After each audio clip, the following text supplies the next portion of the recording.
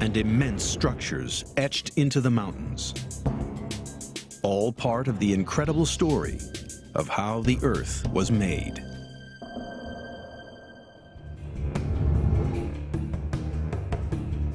The Himalayas stretch 1,500 miles across Asia.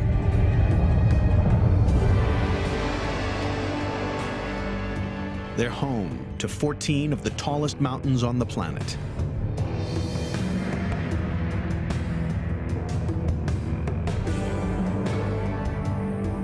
And one rises above all others: Everest.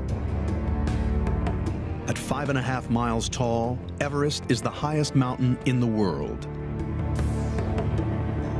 In order to figure out how this giant mountain was made, geologists need evidence. Rock samples from Everest. It's a dangerous mission, and only a few people are willing to undertake it. Kenton Kool is one of the world's best high-altitude climbers, and he will embark on this geological mission to the summit of Everest. His instructions from geologists are to collect rock samples from 3 places: 1 from the summit and 2 from lower down. These incredibly rare samples will give investigators crucial evidence. Kenton is at Everest Base Camp. Pitched on jagged rocks at 17,500 feet, this camp is over 3 miles above sea level. Sorting out the last of the items I need to take on a summit push.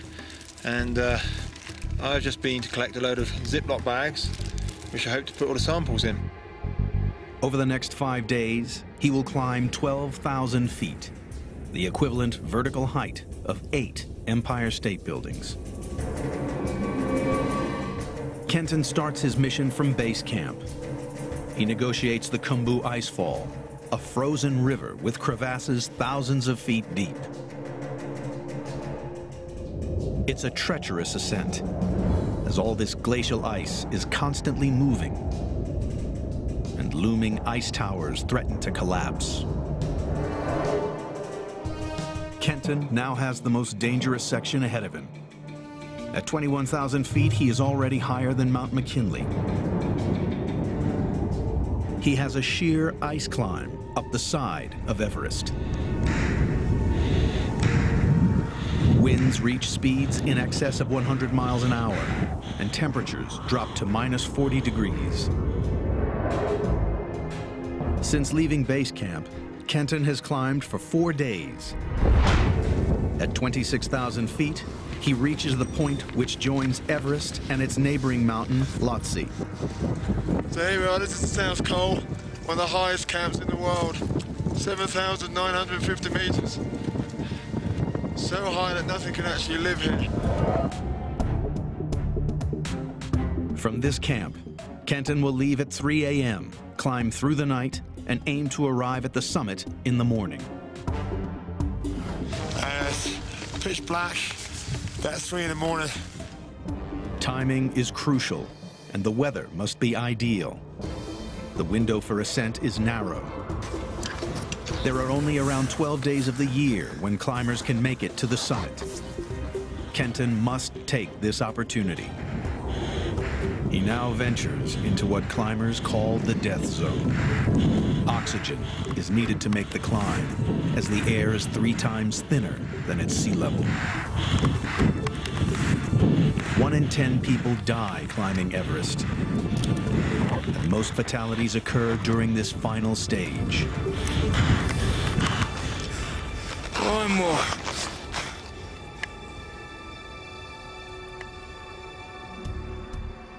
Kenton finally reaches the top of Everest. 8,850 meters. We are the highest people in the world. This is the view from the highest place on planet Earth.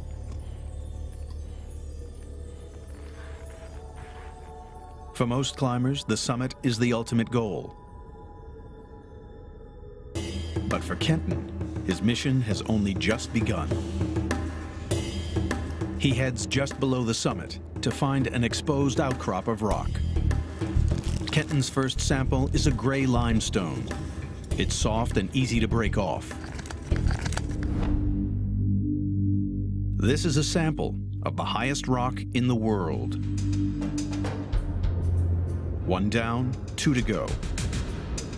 Kenton descends further to collect the next sample. Just below the summit, the rock changes. Climbers call it the yellow band due to its distinctive color. The rock is dramatically different from the summit. Much harder and yellow in color. This is a layer of marble. All right, there we go. This is off the yellow band.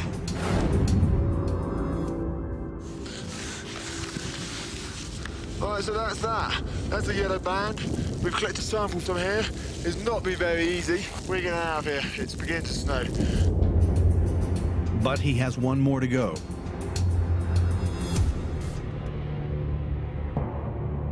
Kenton starts the long descent to where he'll get the next piece of evidence.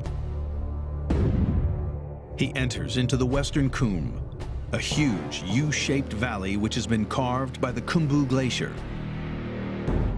A frozen river of ice that has relentlessly pushed downward over the past million years. Rock and debris in the glacier have ground away at the rock underneath, revealing the base of Everest. Kenton needs to take his final sample from this area of distinctive white rock. Granite. So here we are in the Western Cwm on Everest, about 6,400 meters. I'm actually stood underneath one of the easier outcrops to get to. This is a big sort of granite cliff above me. This white rock is full of crystals. It's extremely hard and different again from the summit limestone and the marble.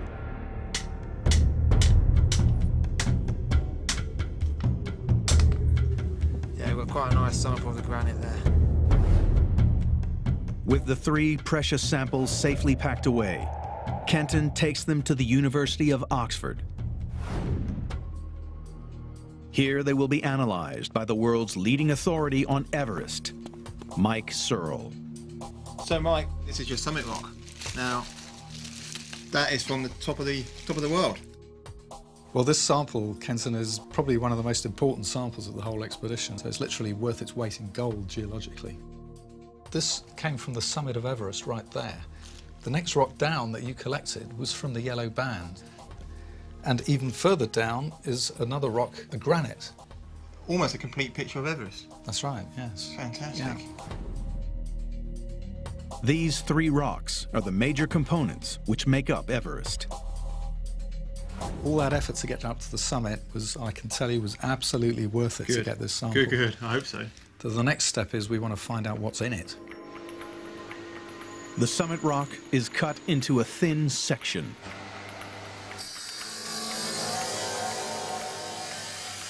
So thin, light can pass through it. Okay, let's have a look at this slide of a limestone that's from the summit of Everest. The highest rock sample in the world reveals its secret. Oh, that was interesting. What's that?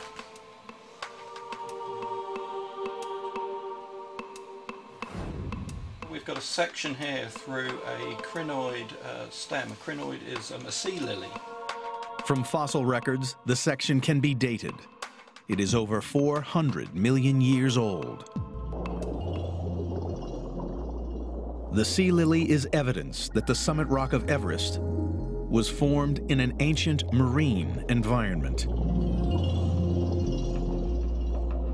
So from seeing this evidence, we can categorically say that this rock would have started life at the bottom of the sea floor.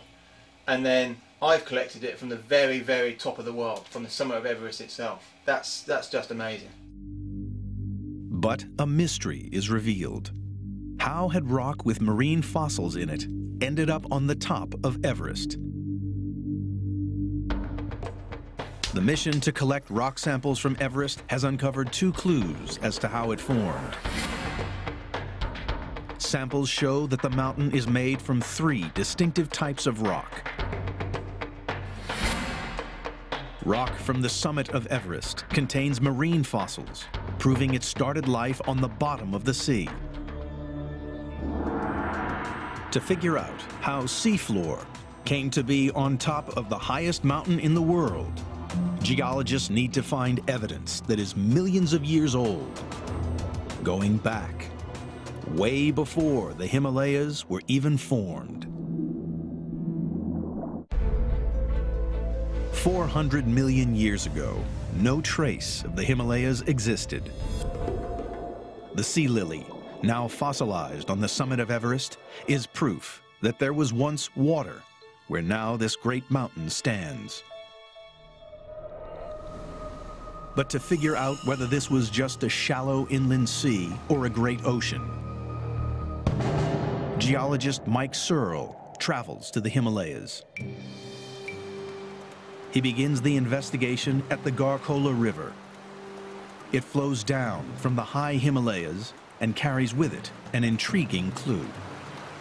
The rock I've got in my hand at the moment may look a bit boring and insignificant. It's just a pebble taken from the river, but it's actually a key clue as to the formation of the Himalayas and the evolution of the rocks. It's almost by magic, but when you smash a rock like this open, what it reveals inside is an absolutely beautiful fossil. And this fossil is what we call an ammonite. This ancient creature is part of the squid family. It's proof of a complex ecosystem found in a deep ocean. Giant squids swimming around in the seas that once lay between India and Asia. And this is some of the key evidence that we've got, that there was a major ocean between the continents. But to find marine fossils in the high Himalayas and on the summit of Everest, some immense geological force must have pushed the ocean floor upwards, above the water. Figuring out how this happened has taken geologists over 100 years. The first lead in this investigation came from an unlikely place: Antarctica. In 1910, the renowned Antarctic explorer Robert Scott began his ill-fated expedition to the South Pole. After reaching the pole, Scott and 5 of his team died. When the bodies were discovered, among their equipment were carefully wrapped and labeled fossils. The fossils were part of an ancient plant called Glossopteris, and specimens are preserved at the British Antarctic Survey. Glossopteris is a type of plant known as seed fern, and from many different lines of evidence, such as roots and leaves and preserved trunks, paleontologists think that Glossopteris is actually a type of tree. Soon, this humble tree fossil was found across the globe. In India, South America, Africa, Madagascar, and Australia. Geologists now had a puzzle. How had this one species of plant spread between continents, separated by thousands of miles of ocean? Glossopteris is a very important fossil because it could not have dispersed over vast distances. It couldn't have just been dispersed by the wind or by birds across oceans. If Glossopteris couldn't cross oceans, then scientists were left with one conclusion. When these trees were alive, 250 million years ago, the continents were all joined together. They were part of a supercontinent geologists call Gondwana land.